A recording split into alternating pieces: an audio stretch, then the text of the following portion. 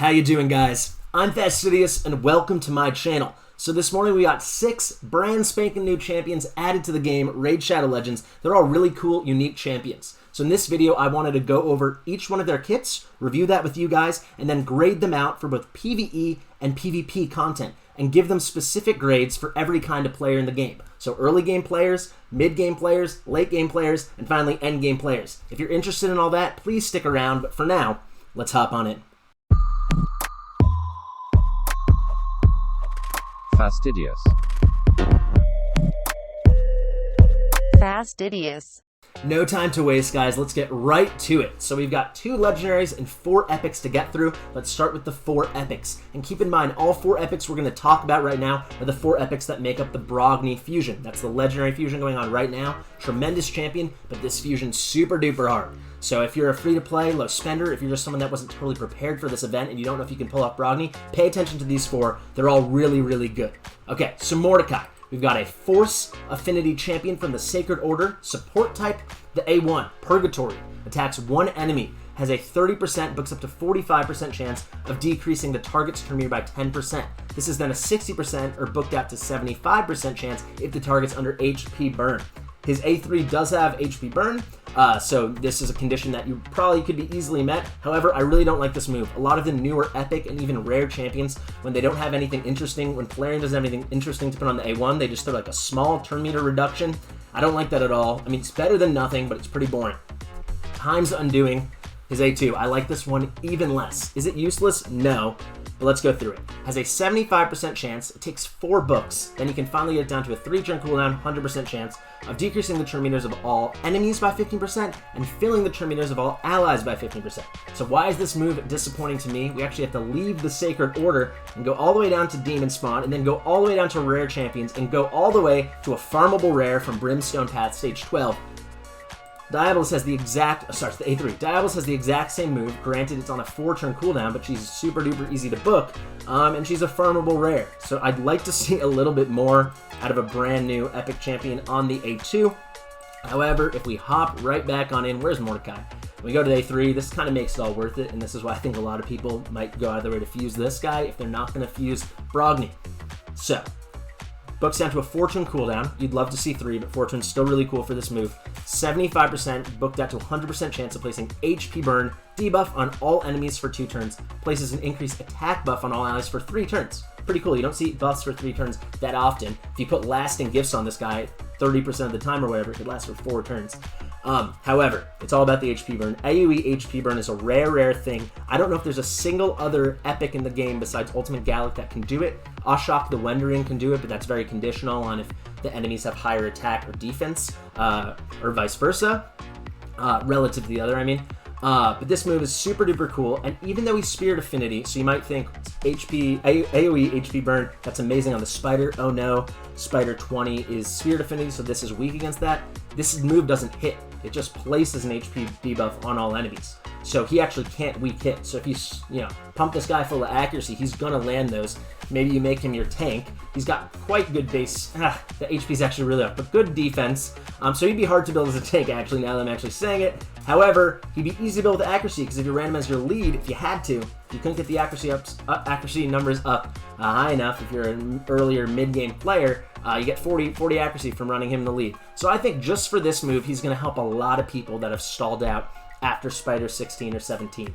So Spider 18, which is Magic Affinity, or Spider 19, which is Force. This guy's going to come in like a hero. If you get his HP high enough, no one's going to target him. But yeah, even on the main Spider, if you run a different Force, like a defense-based Force Affinity guy on Spider 20, that guy can get targeted as long as he has higher HP. This guy's just going to really help people progress. And then, yeah, I went over the aura. Base stats, I mentioned it briefly. Very average speed at 100, but it's not bad. Touch or resist, that's kind of the norm. Pretty good attack, but who knows what his multipliers are. He also doesn't hit on the A3, or the A2. So you're not going to build him for damage. And then bad HP. Defense is pretty good, though. So how am I going to grade this guy out? Our boy Mordecai. So PvE, I'll put the grades up on the screen right now. PvE, for early game players, I'm going to give him a B. He's not unusable. I think the A2 will come in handy and a little HP burn, whatever. But he's definitely not someone you're going to go out of your way to use. But if you got him, you're early, you're going to use him. Mid-game, I'm giving him an A. So actually, let me quickly define my terms. I think that's essential. So an early game player, I'm saying someone that's kind of just started the game all the way up until like stage 13 dungeons. You know, maybe it used to be maybe you're getting into Silver Arena. Now maybe you're getting to Bronze 3 or Bronze 4, given the state of Arena. But you know, you're starting to get the hang of the game. Maybe you have 1 to 3, maybe 4 6-star champions. But you're still, maybe in those mid-tier dungeons. I'd call that early game. After that point, I'd say we're in the mid-game. Mid-game, I'd say, is probably from like the stage 16 dungeons and then pushing towards the end-game dungeons, or the current end-game dungeons, the stage 20 dungeons. Mid-game, I'd also say you're on Brutal, maybe already on Nightmare Clan Boss.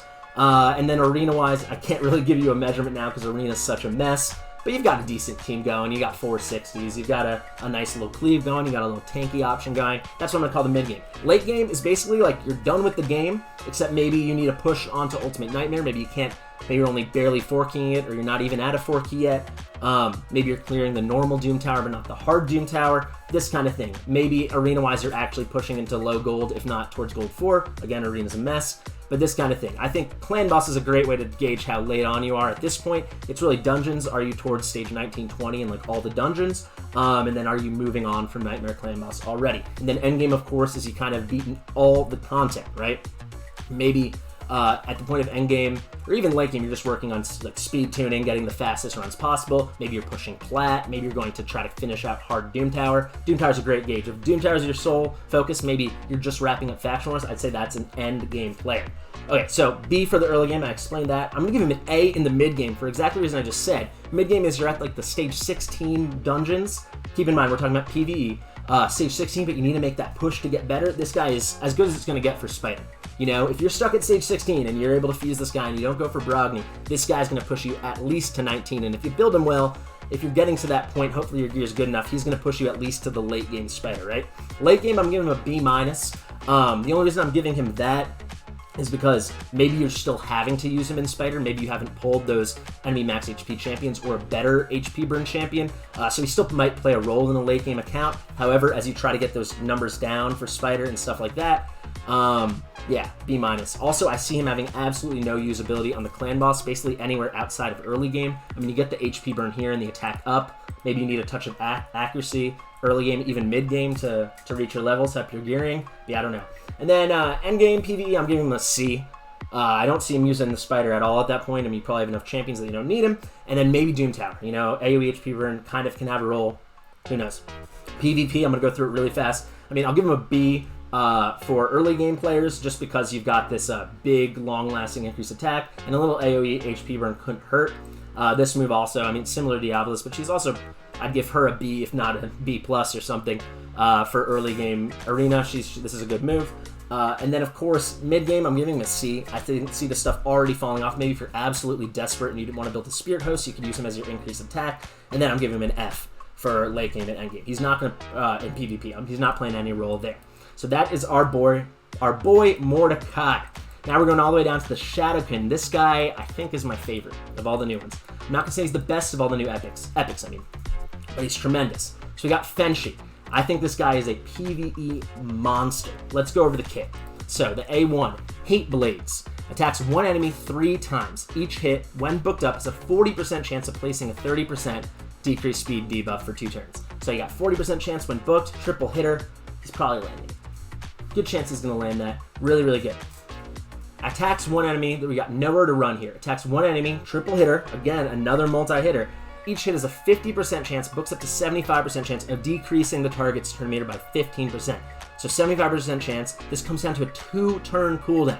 Tremendous. So this, every other turn, you could be getting a triple hitter with a chance to, if it all goes right, reduce the turn meter by 45%.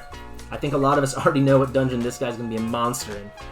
Actually, just say it right now, because it's really these 2 skills that just make him, I think this guy's a Fire Knight god. I mean, towards the very end, late game into the end game, maybe you found better options, but for, early game players, mid game players that need to progress to that stage 20, and then even later game players, I see this guy being on really fast teams. This is tremendous. You get the decreased speed, slow down the Fire Knight, you get the turn meter reduction, could be up to 45%, and it's on a 2-turn cooldown. So I mean, Cold Heart, she has that incredible, Heartseeker move, but that's on I think that's on a 4-turn cooldown, am I correct? But this is 2-turn cooldown, you're getting 45%, nearly half. I mean, even if it goes wrong, 30%, this is awesome. Low, not low, but suboptimal base speed. I will call that out. And now the A3. A3, we still have a double hitter. So we're still saying, hey, this is good for not Clan Boss. Clan Boss is on my mind. That's the next thing I'm going to talk about. This is good for Fire Knight. So between all of these, you have an average of over 2.5 hits per move, right? 3 hits, 2 hits right there. But let's just read it. Killer's Bile. Books down to a 3-turn cooldown. Again, a nice short cooldown. Attacks 2 enemies. Each hit places a 5% big version poison debuff on the target for 3 turns. Love when things last that long. Will ignore 10% of the target's defense for each poison debuff on the target. Ignoring defense, putting out a ton of poison. And then let's look at this right here. 738 defense. This guy is going to, if not for early, mid, into late game players, he's going to be amazing in PvE content, specifically for the dungeon, specifically for the Fire Knight. But then for like late game to end game players, this guy, I could see him being on like the most highest damage dealing, just the biggest damage dealing team you can imagine for Ultimate Nightmare, on like an unkillable team or a block damage team. I mean, you could very, very feasibly have stacks of 7 to 8 poison debuffs, depending on if you're run the right comp. Then you're talking 70 to 80% of defense ignored on a double hitter. Throw some Giant Slayer on this guy because of his other things. I mean, this guy, I could see him putting up just gargantuan numbers, even if he has half decent multipliers. But I will say, maybe you could wiggle him in to a normal Clan Boss team if you have big shields or something like that. On my main account, I use Feign. I don't have counterattack. I don't have, obviously, unkillable or block damage, but I have big shields from Claude Beast Feeder, so that's able to keep a champion like this alive. But I think for Ultimate Nightmare, it would not be possible. You need him in like an unkillable setup. However, as I get into grades, you'll see I'm giving him a big grade for late and endgame players because he's just going to put up gargantuan numbers. So let's get into it. For PvE content, for early game players, I'm giving him an A. I mean, I think just having the multiple hits, he's already great for Fire Knight. For mid-game players, I'm giving him an A+. I think he's almost as good as it gets. He's a neutral affinity for Fire Knight stage 20. He's just going to, like, if I got him on almost any account that wasn't late game, he would go onto my Fire Knight team. I don't see how he wouldn't. Maybe put him with some kind of tank, someone with Ally Protect, someone with big shields. Brogni, if you somehow got both, he'd be just A-okay on Fire Knight 20. He'd be tremendous. Then I'm actually going to give him a B late game for PvE. Why is that? Because late game, you're probably not running those just perfectly tuned, incredible, unkillable block damage Clan Boss teams, so I don't think he'll yet have a role there. He could still be okay, but not that great. And then I think late game in Fire Knight, I think he'd be really good, so you could still use him. However, I think you'd probably be looking into phasing him out for someone who's a little faster. Maybe, I think 2 Cold Hearts would work a lot better than him at that point. You wouldn't need him to carry you along anymore. I think you could find ways to get because at that point, you're kind of thinking, how can I speed up my runs? If you're late game, you're doing stage 20 dungeons, how can I speed up? But then end game, I'm giving him an A+ for PvE. I think we're about to see, once people get him, the other content creators with bigger wallets than I and more champions, you're going to see this guy. He's going to be on easily 100 million plus Ultimate Nightmare Clan Boss teams. Okay, PvP, I think this is really straightforward. I'll give him a B- for early game just because I'm sure he probably hits hard. Really nice base attack here. Multi-hitters, I think I could see him just sniping out those couple of things when you're really early game. I think it goes all the way down to a C for mid-game because I think, it's single target across the board. I don't really know. Nothing that great to speak of. Then I'm giving him an F in late game and end game. I see him having absolutely no role in the arena or tag arena. All right, guys, now on to the big daddy of the epics. Bannerlords. We've got Giscard the Sigiled. This guy already was nerfed. I think a lot of us know it. This guy was nerfed like 12 hours after content creators that were on the test server released videos of him. Let's just go over the kit. I'll tell you what the nerf was. I still think, honestly, I know we're upset about it. Don't hate me. I think the nerf was really necessary. He was beyond broken. Like, he was a legendary champion. He would be a good legendary champion. So now he's just an excellent epic. So, the A1 attacks one enemy, a foe breaker, attacks one enemy, has a 50% chance, books up to 75% chance of placing a big version, 50% decrease attack debuff for 1 turn. Guys, it's cool. It could be good against bosses. This is not going to be usable against Clan Boss, because it's only 1 turn. You needed at least 2 turns to have it coming back around, because if you did this for 1 turn, if he was your only decrease attack champion, it wouldn't help out. And the rest of his moves are based around, like, provoke, and you can't provoke the Clan Boss. So I think as excited as you might get seeing that decrease attack, forget it. It's not going to work out. All right, the A2. Here we go. Lion's Roar. AoE attacks all enemies, has a 50% chance, books up to 75% chance, and this also books down to a 3-turn cooldown of placing AoE provoke. And on top of that, places a shield buff on this champion equal to 25% of their max HP for 2 turns. Super cool. AoE provoke, it's not a 100% chance, but you wouldn't really expect that out of a non-legendary champion. It's a pretty rare thing, unless we're getting to like the Umbral Enchantresses of the world. This is crazy though, and I think this is a perfect opportunity to move on to his base stats. So ridiculously high defense. This is as high as like many defense-based legendary champions. I think it's only like 1,000 lower, maybe 1,500, not 1,000, 100 lower, but actually maybe more like 150 lower than Valkyrie, but I think she has maybe one of the very highest of any defense legendary champions. This is crazy high. This is awesome. You love to see it. He also has this great factionless aura. I'll just skip ahead to that. Defense. So this guy would be a factionless beast with that crowd control over here. But he actually has pretty good HP for a defense-based champion. In Epic, you know, this easily could have been like 14, 15, 16k, 17.5k, we'll take it. This move, though, it's super good. Tons of crowd control, locking out the other enemy, or all the other enemies, whoever you're able to provoke. You know, forcing them to use their default moves. This guy is just tremendous. Everyone's excited about him, as they should be. And then if we look here, it cools down 1 turn. Before the nerf, this was actually level 7, it could go 2 cooldowns. So this was on a 2-turn cooldown, which is so broken. When we, very briefly, we'll get into the passive. Actually, perfect time. I'm gonna skip the A3 very quickly. The passive, the A3 is very straightforward. Passive, Egotist. Fills this champion's turn meter by 15% whenever they are attacked by an enemy under provoke, debuff, or increase attack buff. So increase attack buff, that's not something he can control, but provoke, he absolutely can. When this was on a 2-turn cooldown, basically you'd always have, as long as he was fast and tanky enough to not die, you'd have the other team constantly provoked, basically, constantly hitting you, and then this was 35% is how much this was increasing his turn meter. So he basically, it was probably close to a 1-turn cooldown because he was just getting his turns so quickly. So I think this being just 15%, this being on a 3-turn cooldown, is still really cool. This is going to come right back around really quick, because 75% chance to land an AoE is really cool. And then every time he gets hit, he's going to get a little boost. And also, great choice to build him with, what is it? Is it Fearsome Presence? I have to double check this, guys. I'm sorry. I think it is the one where you get it's a tier 6 mastery. Excuse me. Did not mean to click that. Let's hop in here. Guys, this is my YT account, so don't mind me. Sorry, tier 6 mastery. Is it this one?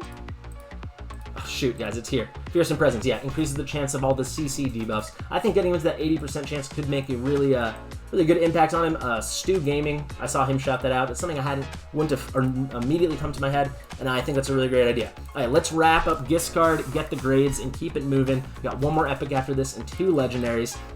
Just got to go on the A3. This one's super straightforward. Nothing changed on this move. It's just as it originally was.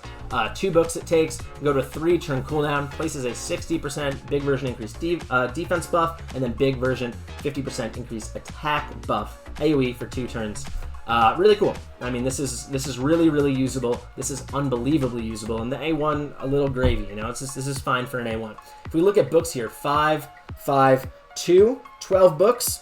I'm A-okay with that. I think this is a champion you're going to want to get if you can. I mean, if you're not going for Brogni, but you have any resources at all, this is the one to go for. Him and Fenshi are probably my favorites, but this guy's incredible. I think I'll give you my grades right now. If I thought Fenshi was a PvE beast, this guy's a PvE god. I'm giving him early game, I'm giving him an A. He'll help you in all content. I mean, early game enough. You know, even if you get weak hits here and there, he's tanky enough. He provokes people. He's going to help you just carry you through dungeon waves. He's tremendous. This is PvE I'm talking, obviously. Then A+, I'm going to give him on the mid-game. I could see this guy single-handedly carrying you to, like, you know, Fire Knight boss, Ice Golem's boss, all these stuff. The only place he might struggle is on Dragon 20. He's the weak affinity. But even still, I think if you got him tanky enough with some resist, I think he'd be fine. This guy's such an incredible carry. His CC, he's just locking out all the enemies all the time. Then late game, I'm probably going to give him an A. He probably just takes a bit of a step down because I don't think you see him helping that much with speedier runs. However, he's going to be helping you in the normal Doom Tower for sure, and even in the harder Doom Tower. And then I'm actually going to give him an A+ for endgame players because I think this guy's going to be unbelievable in the Doom Tower. You build him with Fearsome Presence, you have this going. Endgame players, you can build this guy with 250 speed easy, build him with a ton of resist, and just enough health and defense that he never dies.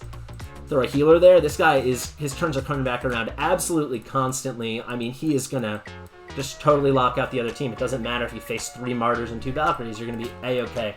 I think he's going to be unbelievable. I will say, PvP, Of all the epics, he's the best at PvP too, I would say. I'd give him a B early game. I mean, you're not going to go tankier then. However, if you got this guy, it's not like he's going to hurt, you know? At the very least, you could lead off with this, get a little tankiness or some damage for your defense-based champions, and then, of course, you want to increase attack all the time, at least early on in the arena.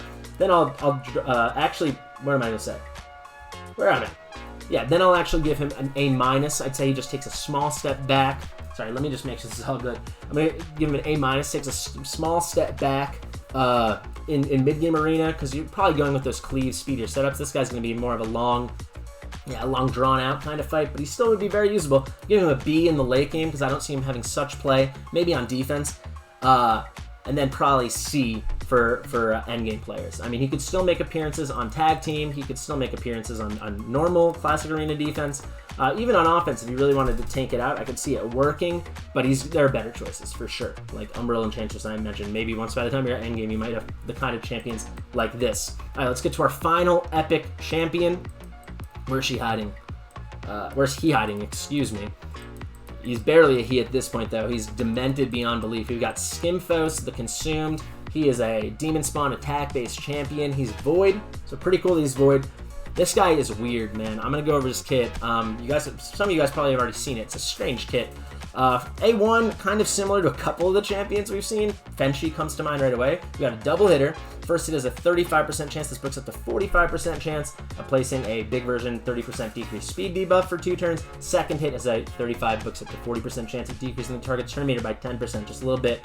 The two combined together, though, the decreased speed plus the turn meter drop, it's not bad. So we got that turn meter thing that we had with, what was his name? Mordecai, and then the decreased speed we have with Fenshi. This is not a bad A1 at all. Could be used in a lot of dungeons. Bosses, it's particularly good on. Then here, this is where it starts getting strange. And a lot of this will all make sense, the A2, the A3, and the passive. However, I'm really, really worried about how the AI on any of this is going to work. We've got an AoE, attack all enemies, books out to 100% chance on a 3-turn cooldown of placing 50% decrease attack debuff for 2 turns. I feel like AoE decrease attack has become such a common thing at this point, but it's still, I mean, still useful.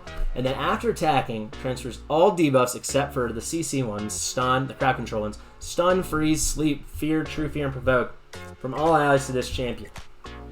So it's just weird that he's taking on so much stuff. It's making him very vulnerable. However, here we've got a non-hitter, but a cool move. You take all those debuffs on a 3-turn cooldown. Oh, it does hit. Excuse me. It does hit. Sorry. So it takes all those debuffs. First, it puts it on the enemy, so that's pretty cool. If he's putting a weaken on himself, absorbing that, decreased defense, stuff like that, transfers all those debuffs to the champion that you're targeting, the target enemy, and then he's going to attack them. Steals 100% of the target's turn meter if this attack's critical, so he's an attack-based champion. You're probably building with 100% crit, so that will happen. I'm assuming this must smack. It's pretty cool. It's really only going to work that the A2 goes into the A3 and everything lines up just right. I really don't see how this could be any kind of reliable with the AI on auto. Like, if you're in a dungeon, how is he going to know if there's just like one small version poison on someone, that comes to him, he wastes this turn, it's not coming back around for 3 turns. And I'm assuming, yeah, I mean, this probably hits hard, but I think a big part of it is assuming you're putting on, like, weakening kind of debuffs onto the enemy off of himself, so decreased defense and weaken. But then the passive, it's kind of cool here, heals this champion by 5% of their max HP for each debuff on them at the start of each turn, so if he's absorbed a ton, it could be pretty cool. However, you need to keep in mind, the enemies could place AoE, like it was a Stag Knight, AoE decreased defense and decreased attack on all your team. It's not like he can take 6 of those, 3 decreased defenses, 3 decreased attack, and he's going to get a big stack so he gets these huge heals. Those can't stack. They're not like poisons. So you're just looking at absorbing 2 debuffs, which he probably already had if it was AoE. So I just don't fully understand the purpose here, but you get some big heals. And if he's under 4 or more debuffs, now we get some big attack numbers coming. He buffs himself with increased attack, big version 50%, and 30% increased crit damage buff for 2 turns. So it's cool. And then we get attack and doom towers by 30%. All right. So the only place that comes to mind for this guy is Spider. You're like, if you have one enemy that's like tanking all the poisons but not resisting them, he absorbs all of them, and then he counteracts the 5% poisons with 5% heals for each one of those. Puts them all on the Spider. Maybe pair him with like a Zavia and pop those poisons. Then he smacks the Spider around. I don't know. But let's just get into my grades. I'll start with PvP because it's so straightforward. I'm going to give him just a straight up D for early game, which I think is saying something, because early game, like any epic, like even, you know, Shaman, Jizzo, not that they're particularly awful champions, but they're definitely not good. They're appearing in all the teams. I think this guy's pretty useless in PvP early on. Mid game, I'll give him a C just because this is basically kind of a cleanse. Not on himself, obviously, but he's eating up everyone else's stuff, but it still isn't to the crowd control one, so maybe C is even too high there. And then straight up F on late game and end game. I could never, ever imagine on my Gold 4 teams coming against this guy as an enemy and being anything but absolutely shocked. But maybe mid game for like an absolute off-meta surprise. If you just had this guy in awesome gear, he could be interesting. So I'll give him a C there, and then FF for late and end. PvE, I don't like this guy that much, guys. I'm going to give him a C early game. I don't see how early game you're going to have the gear to pull off absorbing all this stuff and not dying. Probably absorbing some poison, some HP burn, some decreased defense, all this stuff. And then this transfer somehow, you're figuring out the way to make this work. So, well, mid game, I don't know. Again, I'll give him another C here. Why not? Like, I guess it's kind of a cleanse, and if you're manualing it, it could be cool. And I'll give him... Yeah, I don't know. Maybe I guess I'm gonna stick with what I wrote down here. I guess I'll give him a B end game. Late game. I'm gonna change what I said. Guys, you can hear me debating it. I'm gonna give him a B at late game and end game. The only reason is I think potentially we'll see some develops. You know, we're gonna get that development with how he could be used. I mean, I don't think anyone's really used him besides playtesting yet. Maybe once we get that customizable AI, we'll see how much agency you have over the decisions these characters make. But I just see maybe in the Spider he could be cool. Maybe in Doom Tower. That's probably a place, you know, he could be kind of cool. I don't know. I'm curious about this guy. Let me know what you think in the comments. I don't really see how he's pulling off anything too interesting. Maybe I'm just straight up missing something. He's got pretty cool base stats. HP stinks, but solid enough defense, good attack. His HP actually really stinks. I don't know about this guy. With this low base HP, and then he's taking on all these debuffs, and then you're just praying that everything lined up perfectly with the A tune to the A3 so he gets it off right away. I don't know. I might have even gone too high on this guy's grades. I do not love it. Not at all. Okay, let's get into the good stuff, guys. We got legendary champions. So here's kind of the woman of the hour. You know, Riho Bonespear. I know people are going nuts for her. I think she's remarkably good. Is this the coolest aesthetic in the game? Let me know in the comments. I mean, geez Louise. I said this in my video yesterday, but she's really reminding me of Sifi Lost Bride. Even kind of the way she like floats and her dead eyes kind of thing, but kind of just the timing of it all. Sifi came out exactly a year, maybe 13 months ago. She came out with a really good Magic Affinity Fusion Champion, Rhodos. Now we got a really good one, Brogni, and then you slide in this like crazy Void Champion with a crazy skin. Let's just get into the kit. A1, now this is an A1. Alright, Absorption. Attacks one enemy, places a 15% big version continuous heal buff on the ally with the lowest HP for one turn.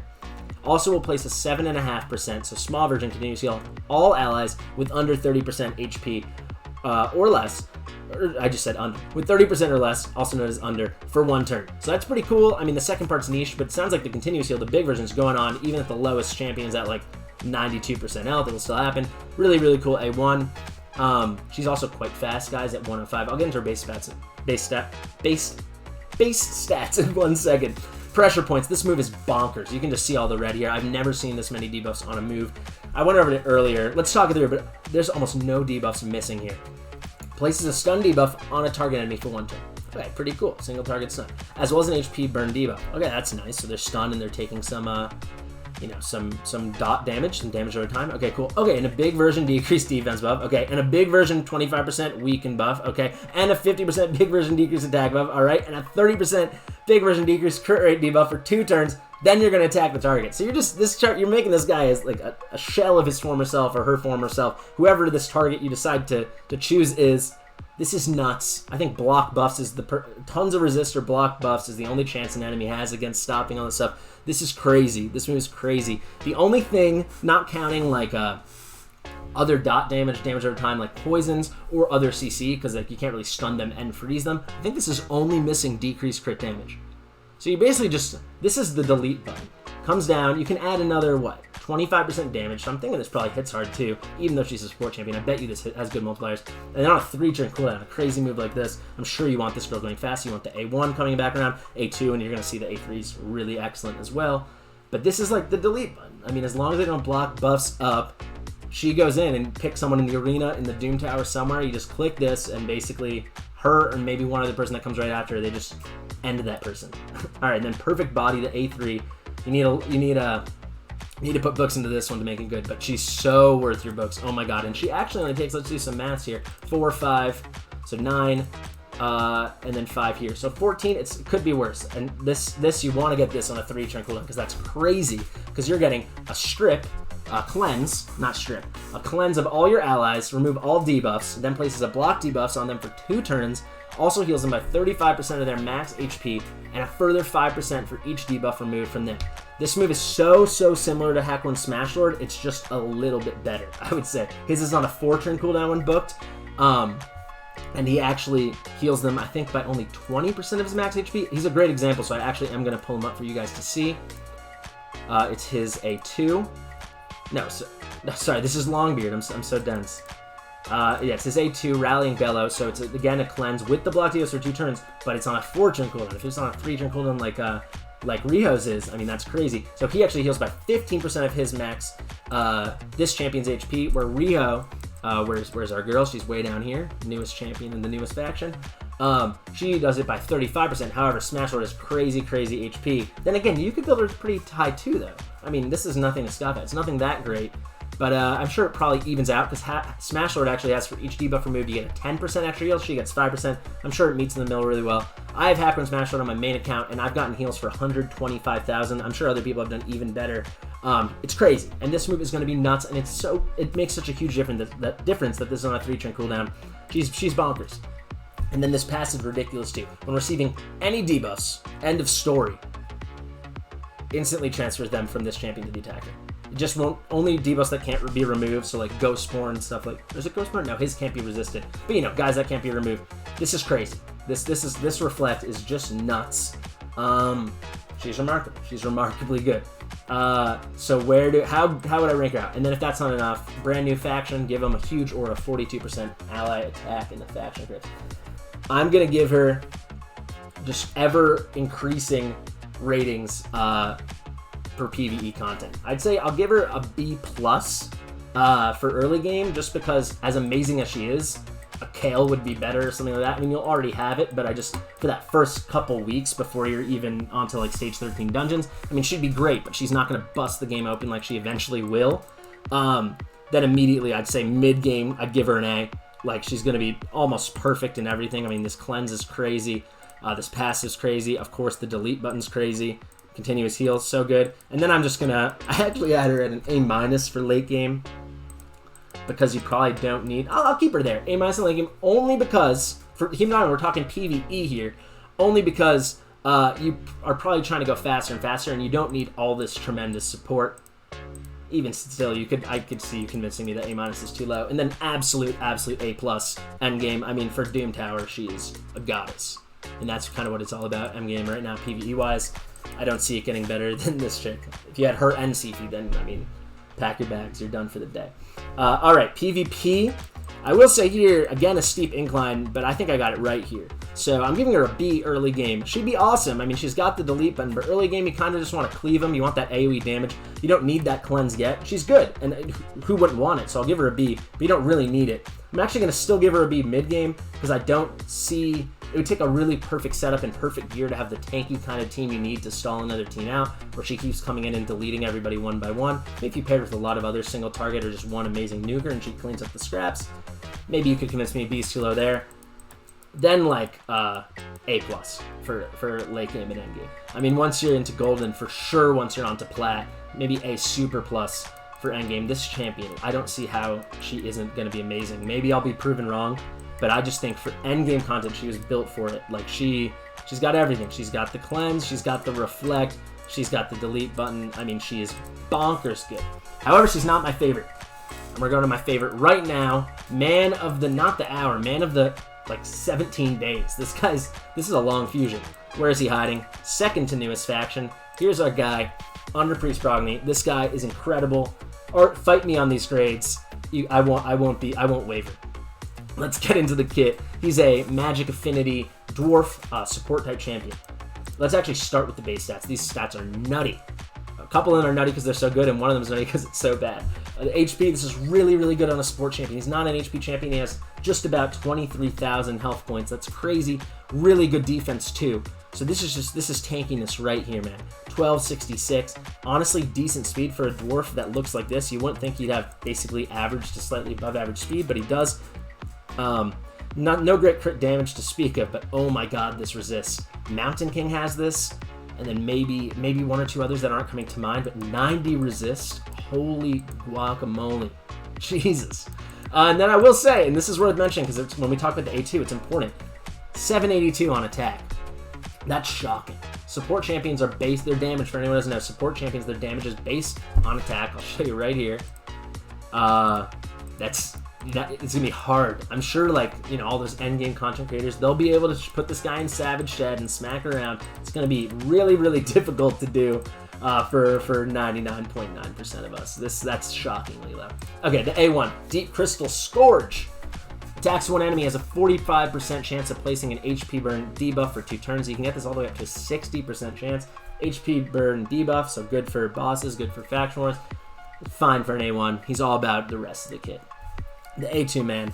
AoE attacks all enemies, has a 75% chance. This books up to 100% chance. Also books down to a 3-turn cooldown of removing 1 random buff from all enemies. So a single buff strip AoE. That's not it. We also have books out to 100% chance of removing 1 random buff from all allies. On top of the removing one random debuff from all allies, on top of removing 1 random buff from all enemies, and then increases the value of shield buffs on all allies by 30% of the damage inflicted. This is super, super cool, and it's going to be a nice little boon, a nice little bonus. When I originally saw this kit, before we knew the base stats, before we knew all, extra damage that we'd be able to put on, it's only plus 10% with books. I thought maybe you build this guy for damage, pair him with a different shield guy, like someone just an HP champion with humongous shields. Then he just makes them way beefier, but he's not going to hit hard, so I don't think that's the move. This is just like a little added bonus. Then we got the A3, places block debuffs and 50% increased attack on all allies for 2 turns, and this actually goes into a 3-turn cooldown, which is tremendous. What was I going to say? And places a shield buff on all allies for 2 turns equal to this 30% of this champion's max HP, and this shield buff cannot be removed. So that just has arena written all over it for me, the fact that you can't strip that shield. And he's got really, really, honestly, HP champion high base stats for HP, so you could treat this guy like an HP champion. That's what I would recommend doing. You build this guy for his own huge shields. This is just an added bonus that they can get beefier. You can even pair him with another shield champion if you feel so inclined. But with the 3-turn cooldown, I think you might just be A-okay already. This guy's going to carry you through so much, and if I show you the passive, you're really going to believe me. Redoubt. Whenever an ally under shield buff is attacked, reflects 25% of the damage inflicted on the shield back to the attacker. So a little reflect damage mechanic there. And if you have big beefy shields, all the damage that puts out if they can't knock that shield away, all of that, 25% of all that damage is going to be coming back. Also heals that ally by 25% of damage inflicted on the shield. So again, this is going to be so good for like all carrying kind of content, all dungeon waves and stuff like that. Doom Tower, they're really, really good in the arena too. So like the Skull Crowns of the world, you know, the big nukers, the big uns, the ethoses. I mean, there's a million nukers and astrolons everywhere now. Like, if these shields are big enough, they're just kind of reflecting damage back to themselves and healing the other team, nullifying them in a big way. And then if there are multiple champions in the team with the skill, only one will activate. And keep in mind, this is whenever an ally is under a shield buff. Whenever an ally under a shield buff is attacked, not under his shield buff. So any other shield buff. It's pretty awesome. This guy's awesome. And then a ridiculous aura for the Doom Tower, 60 points resist in the Doom Tower. And you need resist as you get higher and higher in the Doom Tower. Let's go into my grades. They're good. PvE, I'm giving him an A+ everywhere. Literally everywhere. Early game, mid game, late game, end game. I don't see him not having the most active role. I mean, let's talk it through. Early game, he will be on every single one of your teams. He'll carry you through anything PvE-wise. The HP burn makes him useful for clan boss. The shields make him useful so you don't have to build people as much defense. The increased attack, the block debuffs. I mean, it's all good. The reflect damage. What more can you want? It's all AoE with the clan boss, so you're reflecting everything back. It's just nutty. Of course, mid game, he's going to carry you through all the dungeons, everything, same story. Late game, he's going to help you as you finally start pushing Doom Tower and getting into hard. He's going to be good in whatever dungeons you're still struggling with. If you're running a kind of spider team with all glass cannons, he might keep them alive just long enough to finish your 30-40 second run, if not faster. If you need it, a miscreated monster kind of role is what he could fill there, minus the stuns, of course. And then, I mean, late game, I think absolute A+. I don't see how this guy doesn't help you finish off Stage 21 Dwarf Faction Wars. Sorry, endgame I was saying.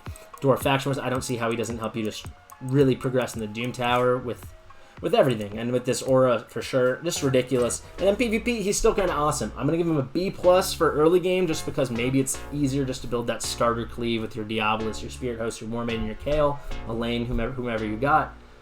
But then after that, I mean, I'll give him only an A.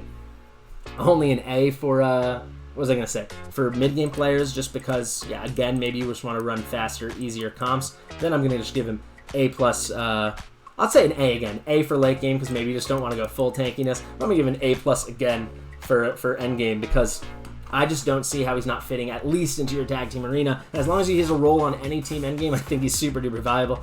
And I mean, if you wanted to just run straight up tank team with these shields that can't be resisted, I don't see how this guy couldn't make a real play in plat on a tank team, on a defense team. He's tremendous. Alright guys, this video was so much longer than I thought it was gonna be. Jeez, but you can tell I'm excited about this new characters, the new champions, and I think they're all pretty great. I hope you got some good insight, particularly the epics. I mean, I think we all kind of knew these legendaries are bonkers good, but a lot of these epics could really help you. So if you don't think you can pull off the Brogni fusion right over here, maybe do the fragment summons for one of these guys, and they could really help you progress on your account.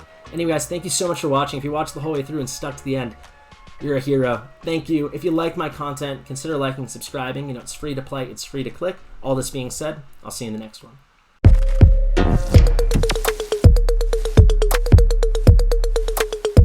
Fastidious.